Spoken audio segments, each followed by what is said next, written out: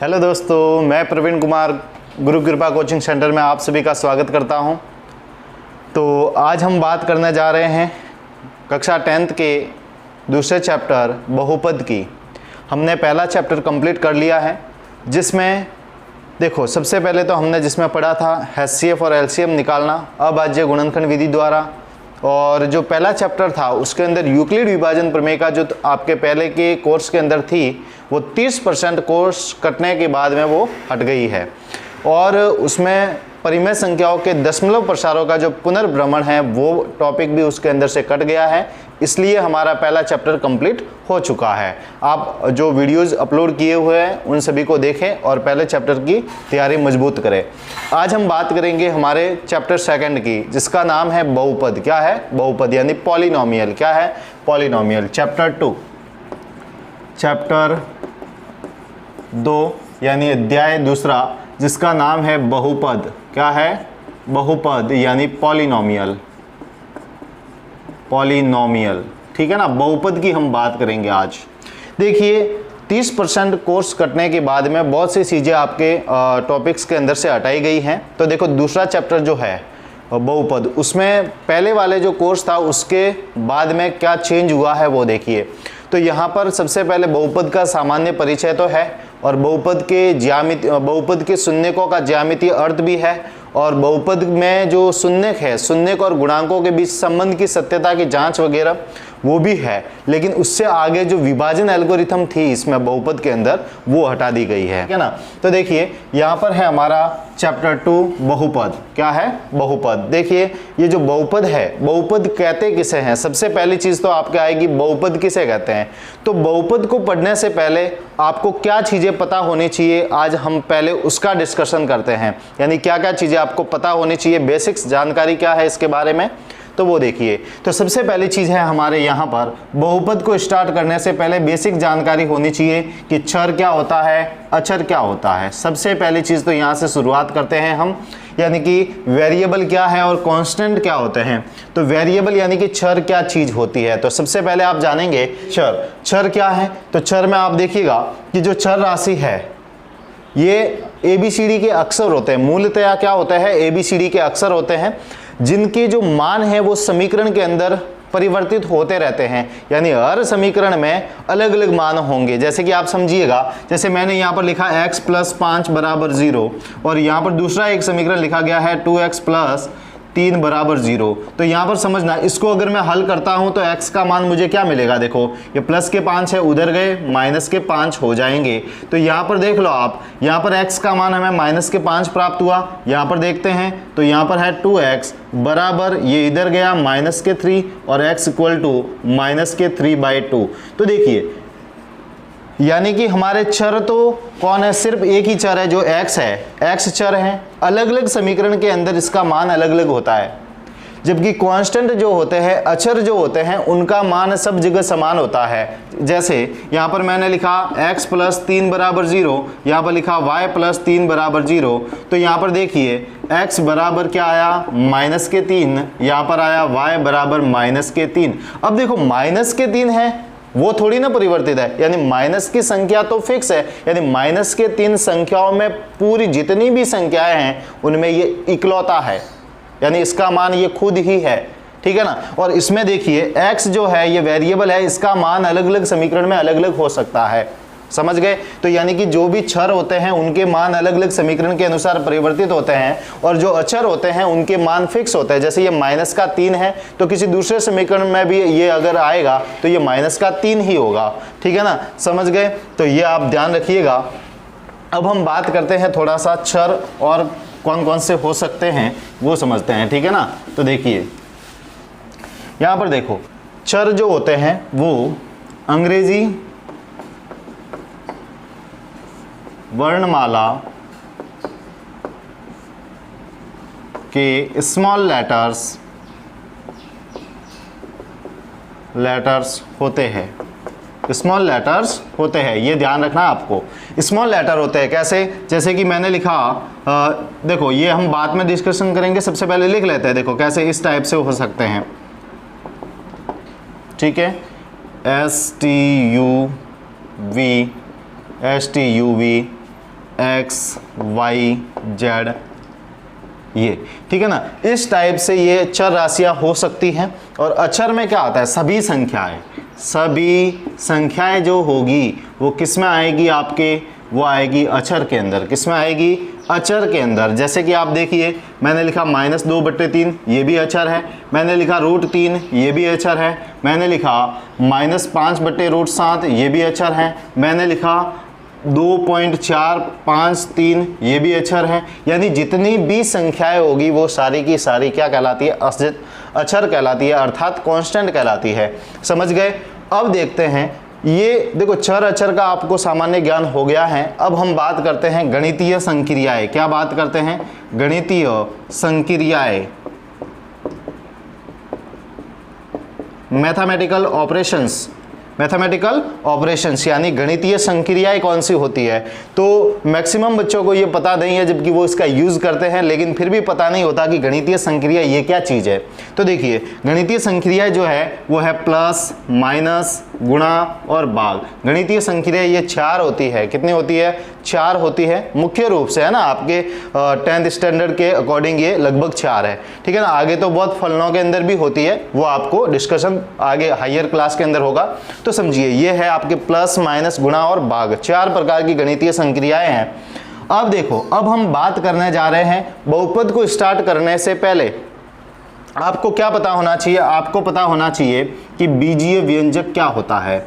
बीजीय व्यंजक क्या होता है, जिसके बारे में आपने 6th क्लास से स्टार्ट किया था, 6th, 7th, 8th, इसमें आपने अच्छे से पढ़ा होगा कि भाई बीजीय व्यंजक क्या होते हैं, ठीक है ना। तो बीजीय व्यंजक को समझना है आपको सबसे पहले। तो बहुपद को समझने से पहले बीजीय व्यंजक को समझना बहुत जरूरी है। तो देखो चर, अचर और गणितीय संक्रिया, इनके बारे में आपको जानकारी हो गई है। अब हम बात करते हैं बीजीय व्यंजक किसे कहते हैं। तो सुनिए ध्यान से, चर एवं अचरों के मध्य गणितीय संक्रियाएं प्रयुक्त करने पर, चर एवं अचरों के मध्य गणितीय संक्रियाएं प्रयुक्त करने पर प्राप्त होने वाले पद या पदों के समूह को हम कहते हैं बीजीय व्यंजक। क्या कहते हैं, बीजीय व्यंजक। तो देखो जैसे मैंने एक यहाँ से चर राशि ले ली जेड, क्या ले लिया, जेड। अब मैं यहाँ से एक अचर लेता हूँ, जैसे कुछ भी संख्याएं हो सकती है, सारी की सारी, प्राकृत भी इसमें आती है, सारी प्राकृत कौन सी, 1, 2, 3 जितनी भी है अनंत तक, और पूर्णांक भी सारे के सारे इसमें आते हैं, यानी माइनस प्लस जो भी है, और पूर्ण संख्या सारी की सारी है वो सारी इसमें आती है। हमने फर्स्ट चैप्टर के अंदर इन संख्याओं के बारे में अच्छे से पढ़ रखा है, देख लीजिएगा वीडियो, ठीक है ना। अब देखो मैं बात कर रहा हूं कि बीजीय व्यंजक, तो मैंने कहा कि चर एवं अचर के मध्य गणितीय संक्रियाएं प्रयुक्त करने पर जो प्राप्त होने वाले पद या पदों का समूह है उसे हम बीजीय व्यंजक कहते हैं। तो देखो मैंने एक चर राशि ली, अब मैं एक अचर राशि लेता हूं, जैसे मैंने यहाँ पर 3 लिया, इनके बीच में मैंने गुणा किया, तो गुणा करने पर मुझे क्या प्राप्त हुआ, 3z। तो ये 3z का जो ये एक पद वाला हमें ये व्यंजक प्राप्त हुआ है, हम इसे कहते हैं बीजीय व्यंजक। जैसे कि यहाँ पर देखिए मैंने लिखा x, ये चर राशि ले ली और इसमें मैं इस 3 को जोड़ रहा हूँ, तो चर और अचर को मैंने क्या किया, जोड़ लिया, यानी यहाँ पर प्लस वाली संक्रिया लगा दी, यहाँ पर मैंने गुणा वाली संक्रिया लगा दी थी। तो देखो चर एवं अचर के मध्य गणितीय संक्रिया प्रयुक्त करने पर जो भी पद या पदों का समूह प्राप्त होता है उसे हम बीजीय व्यंजक कहते हैं। तो ये हमारा बीजीय व्यंजक है। अब जैसे मैंने कहा y, और y में से मैं यहाँ पर 4 को घटा देता हूँ, तो ये भी क्या है हमारा बीजीय व्यंजक, क्योंकि चर और अचर के मध्य माइनस वाली गणितीय संक्रिया प्रयुक्त हुई हैं, तो ये भी हमारा बीजीय व्यंजक होगा। मैंने कहा x/3, तो ये भी क्या है हमारा बीजीय व्यंजक। लेकिन आप देखना यहाँ पर जो है ये जो बीजीय व्यंजक है ये एक पदी है। कैसा है, एक पदी, यानी इसमें एक पद है। ध्यान रखेंगे गुणा एवं भाग से कोई नया पद सृजित नहीं होता है, गुणा और भाग से कोई नया पद नहीं बनेगा, लेकिन प्लस और माइनस से नया पद जरूर बनता है। ये देखो यहाँ पर इनके बीच में गुणा था, इसलिए ये पूरा एक ही पद कहलाएगा।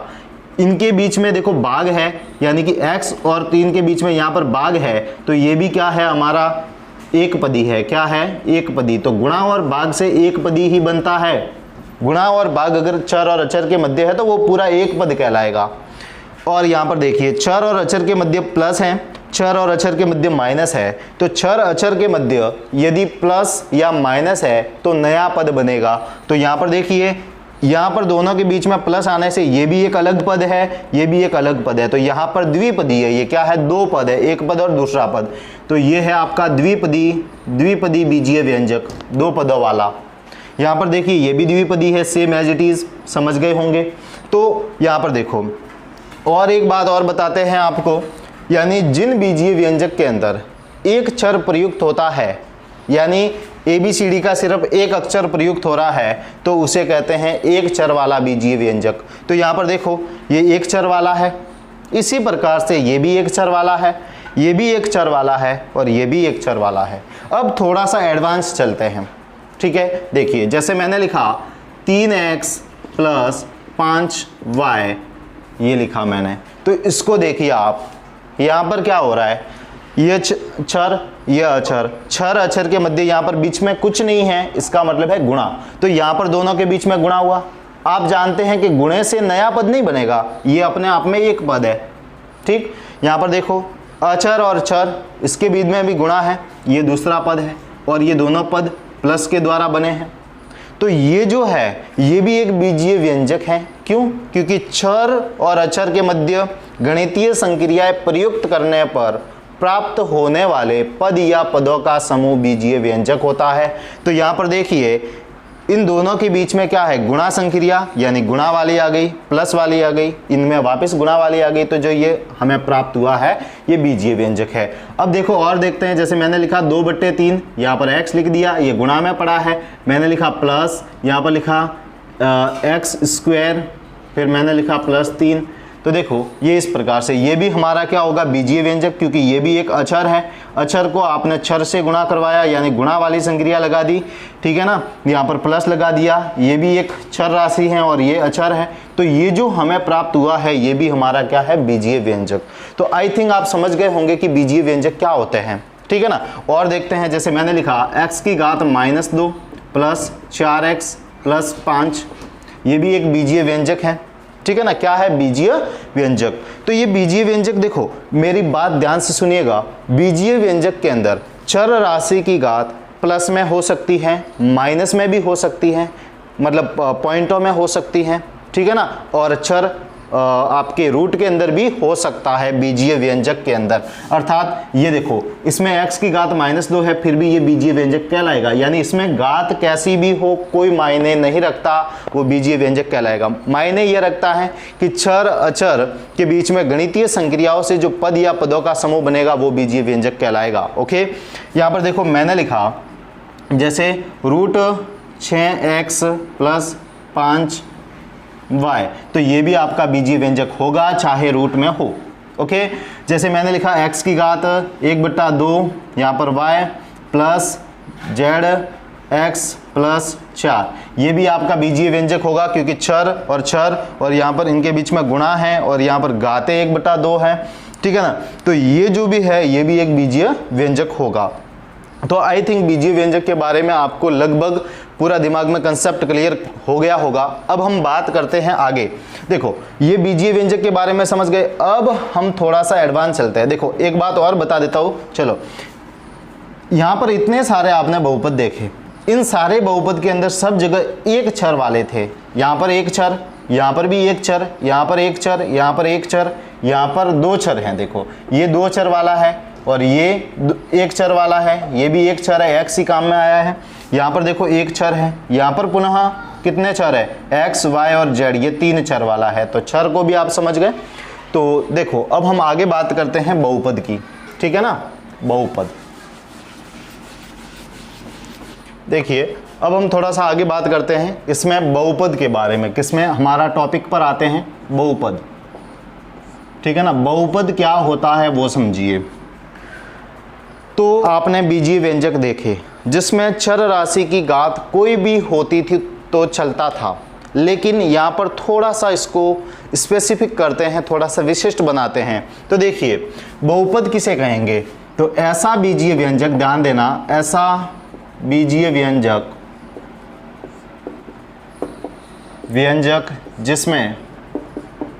जिसमें चर राशि घात एक पूर्ण संख्या हो उसे बहुपद कहते हैं। क्या कहते हैं? बहुपद कहते हैं। ये देखो परिभाषा समझ लेना, ऐसा बीजीय व्यंजक जिसमें चर राशि की घात एक पूर्ण संख्या हो उसे बहुपद कहते हैं। देखिए पूर्ण संख्याएं क्या हैं जो मैंने आपको फर्स्ट चैप्टर के अंदर पढ़ाई हैं, देख लेना आप वीडियो। देखो ये है आपका पूर्ण संख्या। पूर्ण संख्या में क्या है आपके 0, 1, 2 से 3 और ये अनंत तक, यानी सारी संख्या आगे आती है, तो ये पूर्ण संख्या होती है। तो देखो पूर्ण संख्या अगर घात है, कहने का मतलब ये है कि माइनस की संख्या घात नहीं होनी चाहिए, या फिर आपके परिमेय संख्या घात नहीं होनी चाहिए बट्टा बट्टी वाली, या फिर आपके दशमलव वाली घात नहीं होनी चाहिए, या चर राशि रूट के अंदर नहीं होनी चाहिए। ये चीज़ आप ध्यान रखें।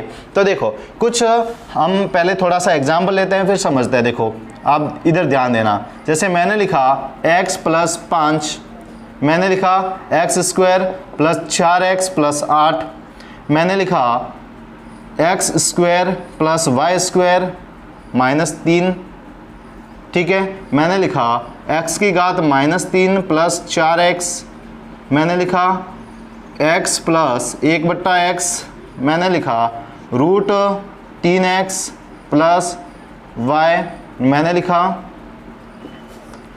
y² + 1/y, मैंने लिखा √y + 5, मैंने लिखा 6x² - y की पावर 1/2, मैंने लिखा 4x की पावर 0.2 + 5y। तो यहाँ पर देखो कुछ उदाहरण मैंने आपके सामने लिखे हैं, इसको आप ध्यान से देखेंगे। मैंने आपसे क्या कहा कि ऐसा बीजीय व्यंजक, ये सारे के सारे बीजीय व्यंजक तो है, ये मैंने आपको समझा रखा है। तो ऐसा बीजीय व्यंजक जिसमें चर राशि की घात एक पूर्ण संख्या हो उसे बहुपद कहते हैं। तो देखो आपको घात चेक करनी है, किसकी? चर राशि की। तो चर राशि यहाँ पर कौन है? x की घात यहाँ पर क्या है? 1। जब किसी चर के ऊपर कोई घात नहीं है तो आपको समझना है कि उसके ऊपर एक घात है। तो यहाँ पर घात कितनी है? 1, और 1 पूर्ण संख्या है, इसका मतलब ये बहुपद होगा। यानी चर राशि की घात पूर्ण संख्या है कि नहीं उससे पता चलता है। यहाँ पर देखो चर राशि x है, यहाँ पर है, 2 जगह लिखा हुआ है तो दोनों जगह घात देख लो। यहाँ पर घात 2 है और यहाँ पर घात 1 है, तो 2 और 1 दोनों पूर्ण संख्या के अंदर आते हैं, इसलिए ये भी बहुपद होगा, ये भी बहुपद होगा, यानी बहुपद हैं। क्लियर? यहाँ पर समझिए, देखो चर राशि 2 है हमारे पास, x और y 2 चर राशि हैं और दोनों की घातों को देख लो, दोनों की घातें 2 है, यानी ये पूर्ण संख्या में है, इसका मतलब ये आपके बहुपद है, सेम टू सेम बहुपद होगा। यहाँ पर देखिए x की घात -3 है, यानी चर राशि की घात -3 है। अभी हमने क्या देखा कि पूर्ण संख्याओं के अलावा कोई घात नहीं होनी चाहिए, मतलब अगर माइनस की घात आ जाए तो वो बहुपद नहीं होगा, ठीक है ना। तो यानी ये बहुपद नहीं होगा, बहुपद नहीं होगा। क्लियर? ये समझिए। फिर आगे देखो, यहाँ पर देखो ये जो है ना ये भी बहुपद नहीं है। आप कहेंगे सर यहाँ पर एक घात है, यहाँ पर भी एक घात है, ये बहुपद होना चाहिए, लेकिन देखिए थोड़ा सा यहाँ पर क्या बनाएंगे, x प्लस, जब ये ऊपर जाएगा, आप सभी जानते हैं, आपने घातांक के नियम पढ़े होंगे, a की घात m, तो जब इसको आप ऊपर ले जाते हैं तो इसको लिखते हैं माइनस घात, ऐसे करते थे घातांक के नियम के अंदर। तो यहाँ पर भी वही समझना है। देखो यहाँ पर घात 1 है, जब ये ऊपर लिखेंगे तो इस प्रकार से लिखा जाएगा। तो यहाँ पर देखो घात कितनी हो गई? -1, तो ये भी बहुपद नहीं है, बहुपद नहीं है, बहुपद नहीं। Okay clear? यहाँ पर देखिए आप कहेंगे सर रूट आ गया, अरे रूट आने का मतलब ये नहीं है कि आपके बहुपद नहीं होगा। ध्यान ये रखना है कि वो रूट किस पर लगा है, क्या संख्या के ऊपर ही है या x के अंदर भी है, ठीक है ना, यानी x के ऊपर भी है। तो यहाँ पर देखो ये सिर्फ संख्या के ऊपर है, x तो फ्री है, x के ऊपर रूट नहीं है। तो x के ऊपर तो रूट नहीं है, जो चर राशि है उसके ऊपर तो एक घात और एक घात है और रूट नहीं है इसके ऊपर, इसका मतलब ये बहुपद है। संख्या के ऊपर कुछ भी हो हमें उससे कुछ लेना देना नहीं है, तो ये बहुपद है। क्लियर? यहाँ पर देखिए, तो यहाँ पर भी सेम आप समझेंगे कि y के ऊपर तो दो घात है, दो पूर्ण संख्या है, बट यहाँ पर देखेंगे कि इसको ऊपर लाएंगे तो माइनस की एक घात हो जाएगी और माइनस अगर घात आती है तो वो बहुपद नहीं होता, बहुपद नहीं है। इसी प्रकार से ये आप बताओगे कमेंट में, और ये भी आप बताओगे और ये भी आप बताओगे, कमेंट के अंदर आप इन चीज़ों को बताएंगे। ओके, देख लो वापस, चलो कोई बात नहीं, थोड़ा सा अभी बेसिक है, थोड़ा सा हिंट दे देता हूँ। देखो रूट है, यानी कि रूट का मतलब पता है आपको, ये जो रूट होता है ना, इसका मतलब होता है, ध्यान देना, ये रूट जो होता है, ये जो रूट होता है ना, इस रूट का मतलब क्या होता है, 1/2 घात। ठीक है ना, ये ध्यान रखना। ओके, अब आप समझ गए होंगे, यहाँ पर समझ रहे हो, यहाँ पर समझ रहे हो। पॉइंट में भी नहीं चाहिए होती है, पॉइंटों के अंदर पूर्ण संख्या नहीं होती है। क्लियर? चलो अब हम आगे बात करते हैं। अब बहुपद की घात, ये तो बहुपद के बारे में डिस्कशन हुआ, बहुपद की घात क्या होती है। ठीक है, तो बहुपद के पहले से थोड़े से उदाहरण लिख लेता हूँ मैं, कि आपके पास आ गए ना उदाहरण, तो अब क्या है। ठीक,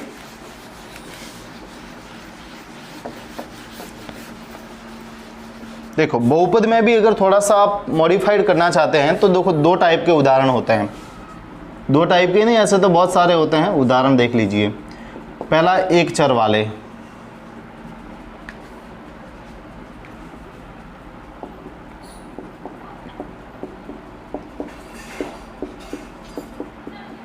एक चर वाले बहुपद, जैसे मैंने लिखा x+5 ये हो गया आपके, जैसे मैंने लिखा x² + 4x + 5, ये देख लो आप। जैसे मैंने लिखा y+5 y², ये देख लो आप। जैसे मैंने लिखा 3/2 y की घात 3, ये देख लो आप। जैसे मैंने लिखा 5x + z, ये भी देख लो आप। तो एक चर, ये एक चर वाला नहीं है सर, ये नहीं है, है ना, ये x² + 4 देख लो।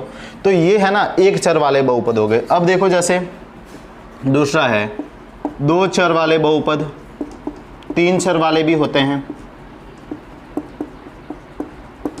आपके इतना ही समझना है। ठीक है, देखो दो चर वाले में दो चर होंगे, x² + xy + 5, ये देख लो। जैसे मैंने लिखा xy² + 7x, जैसे मैंने लिखा x³ + y³, देख लो। जैसे मैंने लिखा x² + 7y + 5, ये देखो इसमें दो चर है, यहाँ पर भी दो आ गए, यहाँ पर भी दो आ गए, यहाँ पर दो आ गए, यहाँ पर दो आ गए।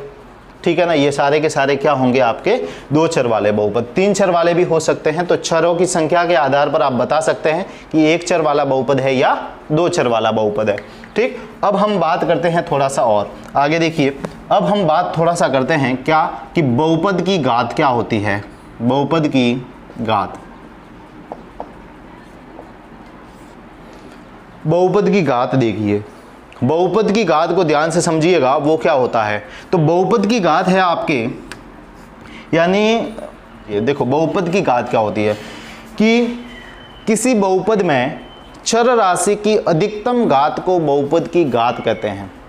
अंडरस्टैंड, वापस से दोहरा रहा हूं, किसी बहुपद में चर राशि की अधिकतम घात बहुपद की घात कहलाती है। क्लियर है? आगे देखिए, तो देखो जैसे मैंने लिखा, ये आपके सामने मैं एक बहुपद लिख रहा हूं, आप मुझे इसकी घात बता सकते हैं क्या?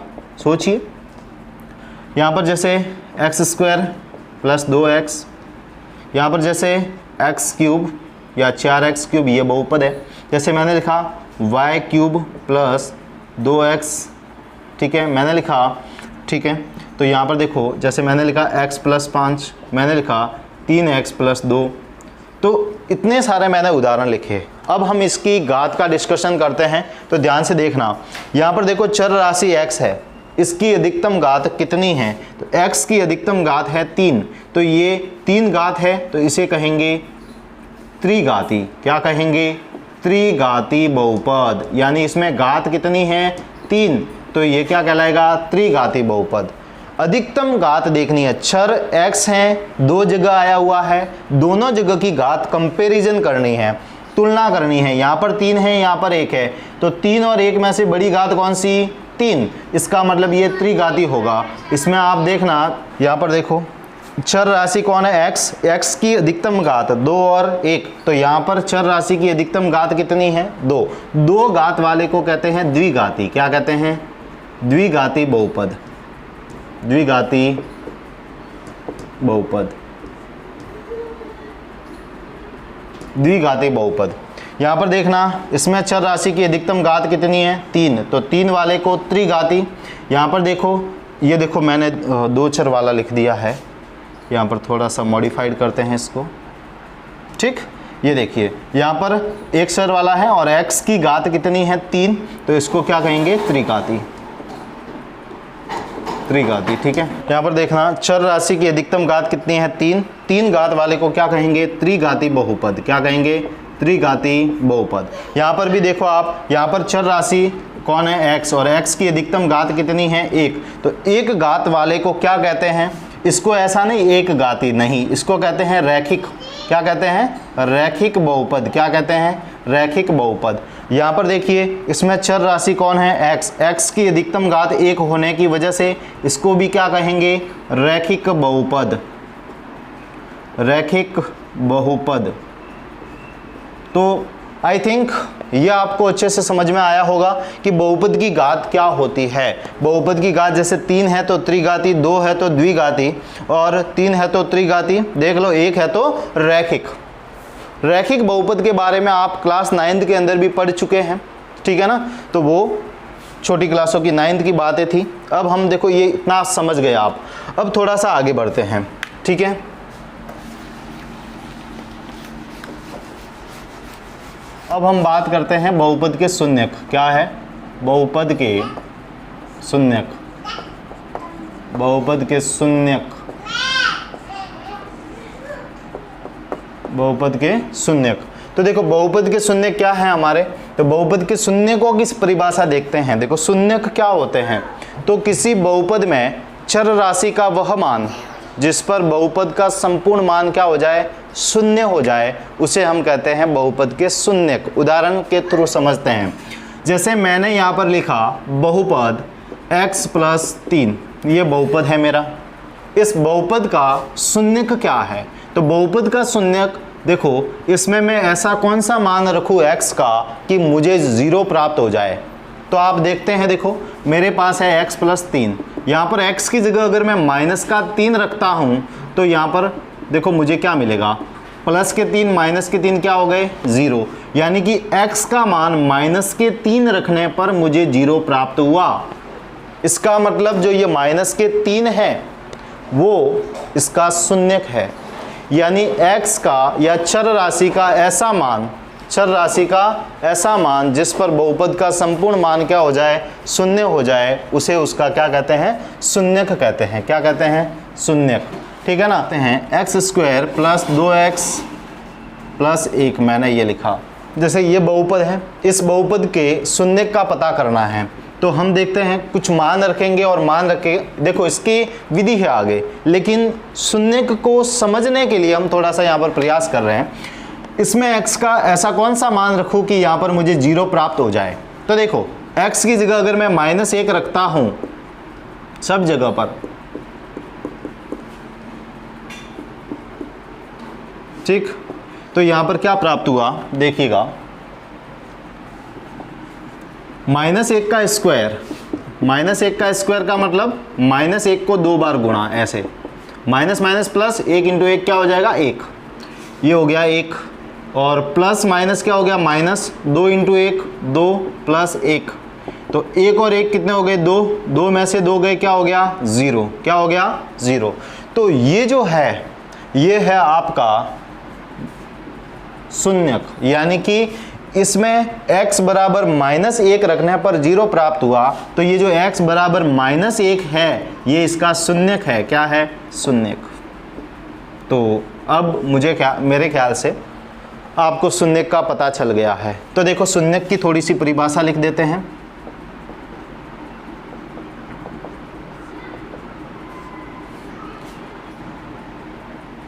किसी बहुपद में चर राशि का वह मान, किसी बहुपद में चर राशि का वह मान जिससे बहुपद का संपूर्ण या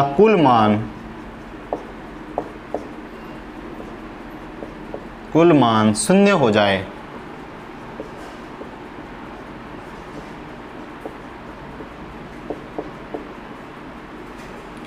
उसे बहुपद का शून्यक कहते हैं।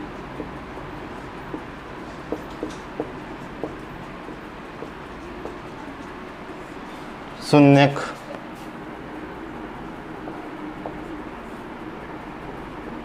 कहते हैं। समझ गए?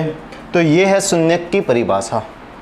ठीक है, अब देखो थोड़ा सा एडवांस में जाते हैं, थोड़ा ऊपर की ओर देखिएगा। अब समझो, देखो एक बात मैंने आपको नहीं बताई है, वो समझ लो। बहुपद को px के बराबर में लिखते हैं। कोई बहुपद है तो उसको px के बराबर में, यहाँ पर चर होता है, px ही जरूरी नहीं है, यहाँ पर ये होता है मूल रूप से ये, यानी पॉलिनोमियल ऑफ वेरिएबल, यानी किस चर में है वो चर यहाँ पर लिखना है। जैसे मैंने लिखा x + 5, तो ये कौन से चर में है? x चर में, तो इसको मैं लिखूंगा px। जैसे मैंने लिखा y² + 5y + 4, बहुपद है क्योंकि चर राशि की घात पूर्ण संख्या है, 2 और 1। अब इसको मुझे लिखना है तो मैं लिखूंगा p, और चर राशि कौन सी प्रयोग में आई है? y। तो ये ठीक।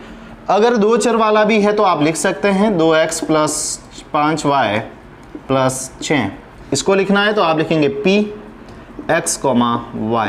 ये बहुपद है। क्या है? बहुपद। ठीक। तो बहुपद यानी ये जो px होता है, इसका मतलब क्या होता है? तो आप इसको कैसे पढ़ेंगे? x चर में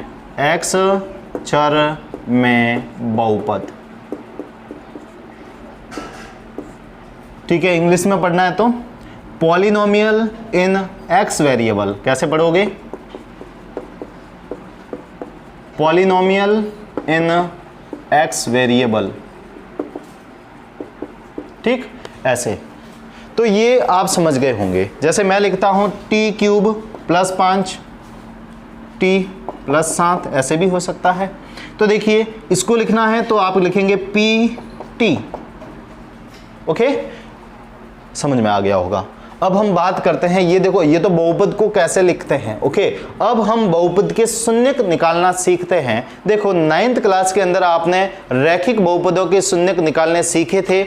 अब हम बात करेंगे कि एक द्विघात बहुपद के शून्यक कैसे निकालते हैं। ठीक है ना? तो देखिए तो यहां पर आप देखेंगे द्विघात बहुपद यानी कि आपका क्वाड्रेटिक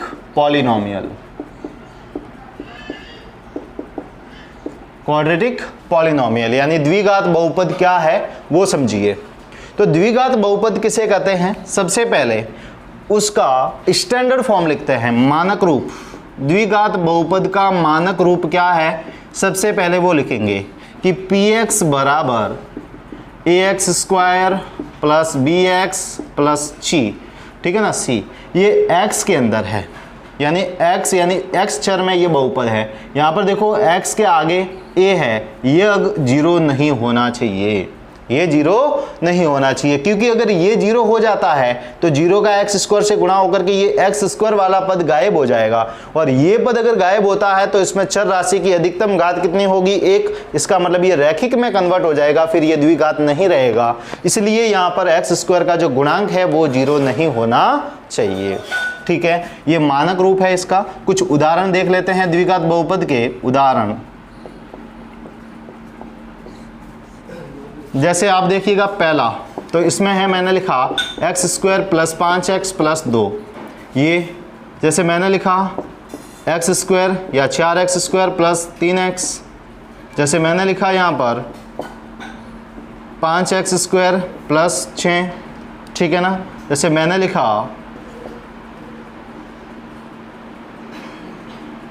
एक्स स्क्वायर, ठीक है ना, मैंने लिखा कुछ भी। देखो ये हमारे यानी कि ऐसा बहुपद होता है जिसमें चर राशि की अधिकतम घात कितनी होनी चाहिए, 2, वो होगा हमारे द्विघात बहुपद। तो द्विघात बहुपद जो है इनके शून्यक कैसे निकालते हैं उसका भी डिस्कशन करते हैं। देखिए तो देखो ये तो आपके द्विघात बहुपद हो गया, ये मानक रूप आप याद करेंगे क्योंकि इससे हम तुलना करेंगे, वो आगे वाले प्रश्नों के अंदर आपको पता चलेगा। ये आप फिलहाल के लिए इसको याद कर लीजिए अच्छी तरह से कि द्विघात बहुपद का मानक रूप क्या होता है, तो वो है px बराबर ax square plus bx plus c। अब देखिए यहाँ पर शून्यक, द्विघात बहुपद के शून्यक, द्विघात बहुपद के शून्यक, द्विघात बहुपद के शून्यक। तो देखिए द्विघात बहुपद के शून्यक कैसे निकालेंगे। सबसे पहले हम देखते हैं कि द्विघात बहुपद आपके 3 टाइप का होता है मेजरली। देखिए सबसे पहला टाइप, देखो ये इस टाइप से भी हो सकता है, कैसे, x square plus 3x plus 2, ये है। दूसरा टाइप देखिए जैसे 4x स्क्वायर प्लस 6x, ठीक है। तीसरे टाइप की बाद में बात करते हैं। इन दोनों को देखो, इन दोनों का शून्यक कैसे निकालते हैं वो समझो। तो ये बहुपद हैं तो बहुपद को px के बराबर में लिखेंगे सबसे पहले तो, ठीक। अब एक बात ध्यान रखनी है कि शून्यक निकालने के लिए बहुपद का मान शून्य मानना पड़ता है। कैसे, शून्यक के लिए ये चीज आप याद कर लेंगे कि शून्यक के लिए px का मान हमें क्या मिलता है, 0। थोड़ी देर पहले देखा था कि शून्यक के मान पर ये 0 होता है पूरा, तो px क्या होगा, 0 होगा। तो इस px को 0 करना है, px कौन, ये वाला, और इसको 0 करना है, क्या करना है, 0। ये 0 किया। अब यहाँ पर देखिए यहाँ पर 2 है, देखो कैसे सॉल्व करना है वो अच्छे से समझेंगे। देखो एक्स स्क्वायर का गुणांक कौन है, 1, अक्षर कौन है, 2, 1 इंटू 2 कितने हो गए, 2। अब आपको सोचना है कि ये जो 2 है, ये जो 2 है वो 2 किसके पहाड़े में कितनी बार आते हैं, तो 2 के पहाड़े में 1 ही बार आता है, ठीक है। फिर यहाँ पर देखना है कि प्लस है कि माइनस, अगर प्लस है तो जोड़कर ये बनना चाहिए, ठीक। तो यहाँ पर देखो 2 और 1 को जोड़ेंगे 3 बन रहे हैं, तो ये हमारा सही है, यानी 1 प्लस 2 से हमारे 3 बन रहे हैं। यहाँ पर x हैं, यहाँ पर भी x डालेंगे और ये 1x होगा, x प्लस 2x क्या बन रहा है, 3x, ओके।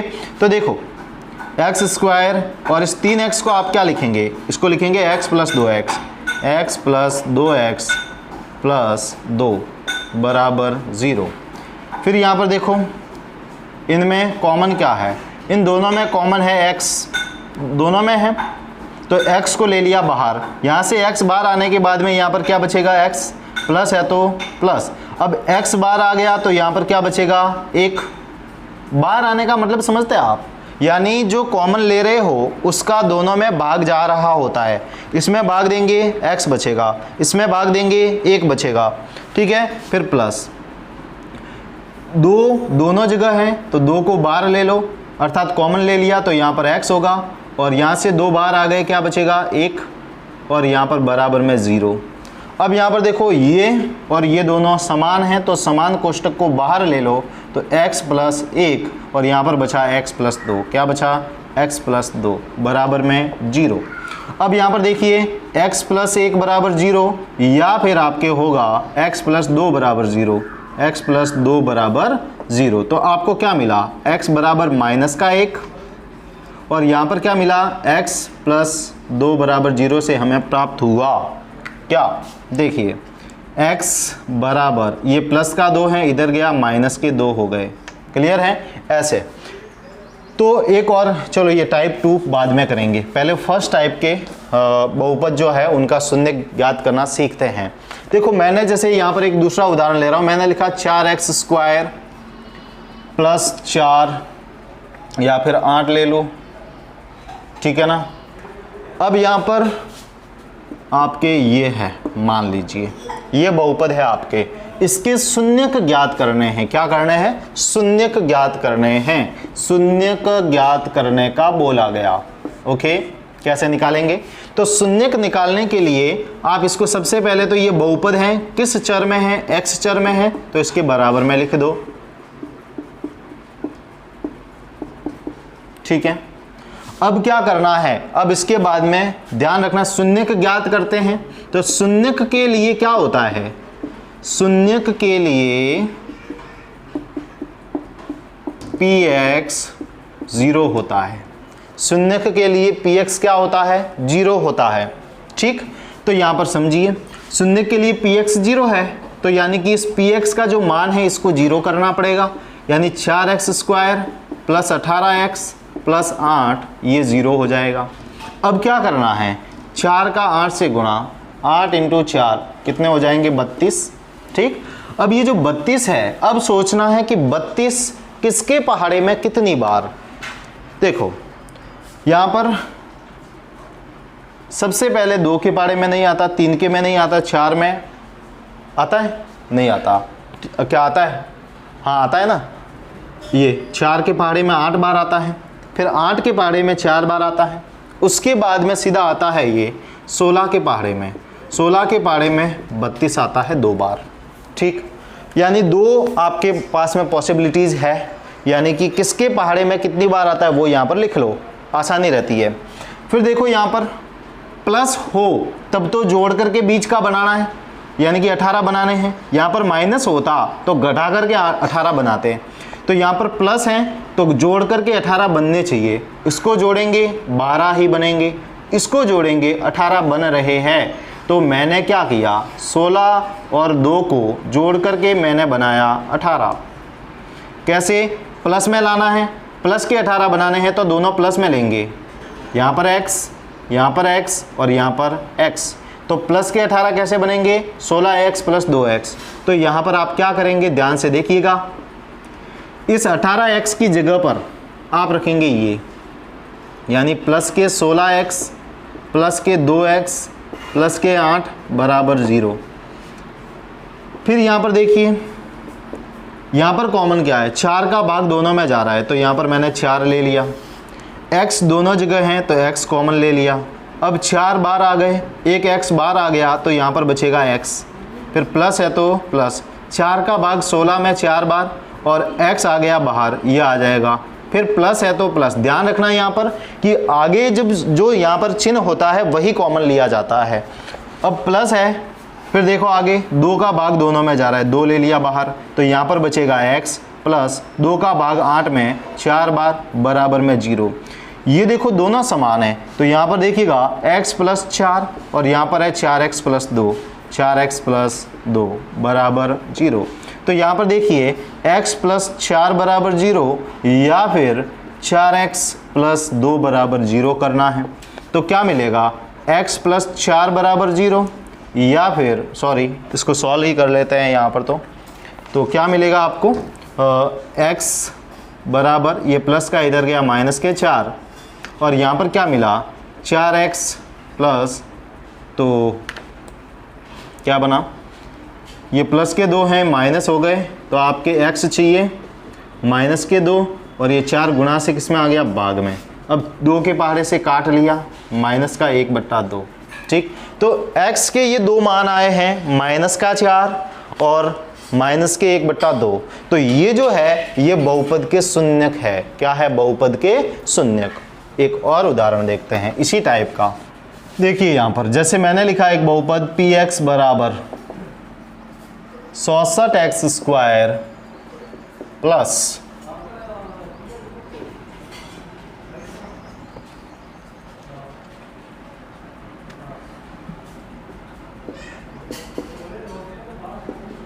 ठीक। ये देखिए ये हमारा बहुपद है। इस बहुपद के देखो यहाँ पर शून्यक हमें पता करने हैं, तो शून्यक के लिए ध्यान रखना, शून्यक के लिए px क्या होता है 0। शून्यक के लिए px क्या होता है 0।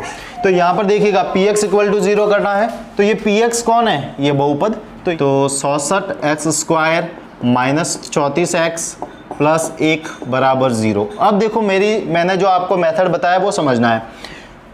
x² का गुणांक कौन 64, अचर कौन 1, इन दोनों का गुणा करो, कितने आ रहे हैं 66। तो 66 किसके पहाड़े में कितनी बार आते हैं वो लिख लो।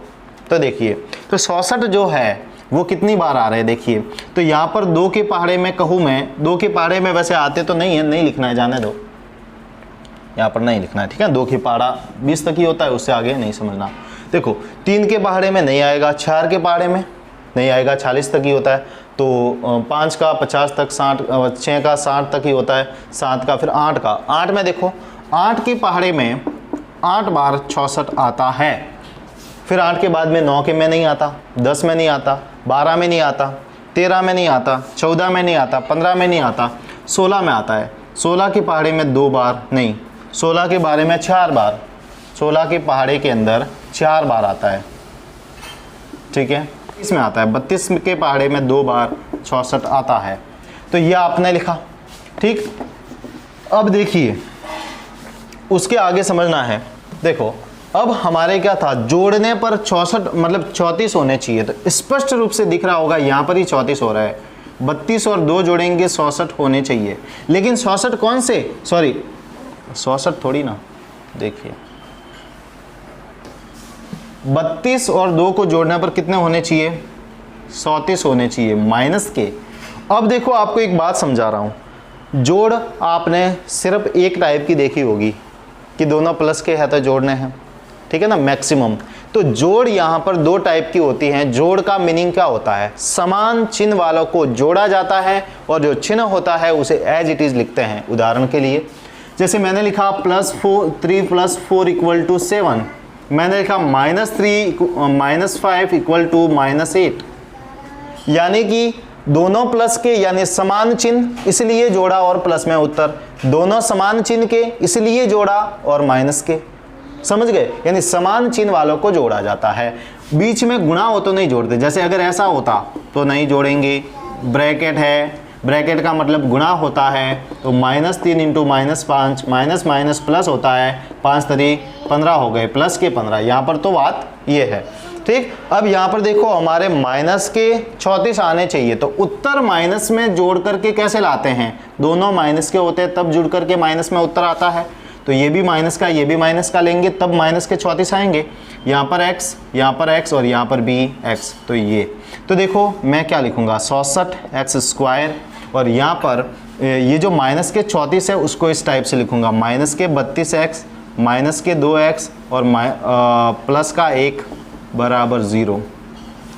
फिर यहाँ पर देखो कॉमन लेने हैं, 32 का भाग दोनों में जाता है, 32 को कॉमन ले लो, x यहाँ पर दोनों जगह हैं, x को कॉमन ले लो। 32 का भाग 66 में 2 बार, x बाहर आ गया, एक x बचेगा, माइनस है तो माइनस। 32 का 32 में 1 बार, 1 नहीं लिखना, x यहाँ से बाहर आ गया, 1 यहाँ पर आ जाएगा, ठीक। फिर यहाँ पर आगे माइनस है तो माइनस आ जाएगा, और मैंने कहा था ना यहाँ पर जो चिन्ह होगा वो तो आएगा बाहर, और अगर कोई कॉमन नहीं हो तो वहाँ पर 1 लेना है, कोई कॉमन नहीं हो तो क्या लेना है 1। अब यहाँ पर देखो 2x रहेगा और ये माइनस प्लस माइनस हो जाएगा, गुणा में माइनस प्लस क्या हो जाएगा माइनस, और यहाँ पर 1 और बराबर में 0। अब देखो ये ब्रैकेट और ये ब्रैकेट सेम बन गया, हमेशा ये दोनों ब्रैकेट समान बनेंगे, और ये ब्रैकेट बाहर लिख लो तो क्या आ जाएगा 2x - 1, ये मैंने ले लिया बाहर, पीछे कौन बचा 32x - 1, 32x - 1 बराबर 0। अब या तो 2x - 1 बराबर 0 होगा या फिर 32x - 1 बराबर 0 होगा। तो यहाँ पर क्या हो जाएगा 2x और ये इधर गया प्लस का 1 और x बराबर ये 2 गुणा से भाग में आ गया, तो यहाँ पर शून्य की ये मिला। यहाँ पर देखिए 32x बराबर ये इधर गया प्लस का 1, x बराबर 1/32 ये आ गया। तो ये 2 शून्यक है आपके। इस टाइप से इसको सॉल्व करते हैं। अगर कोई समस्या है तो आप मुझे बताइएगा कमेंट सेक्शन के अंदर। दूसरा और तीसरा टाइप हम कल करेंगे। आज के लिए इतना ही, धन्यवाद। गुरु कृपा कोचिंग सेंटर को लाइक करें, शेयर करें और सब्सक्राइब करना नहीं भूलें। धन्यवाद।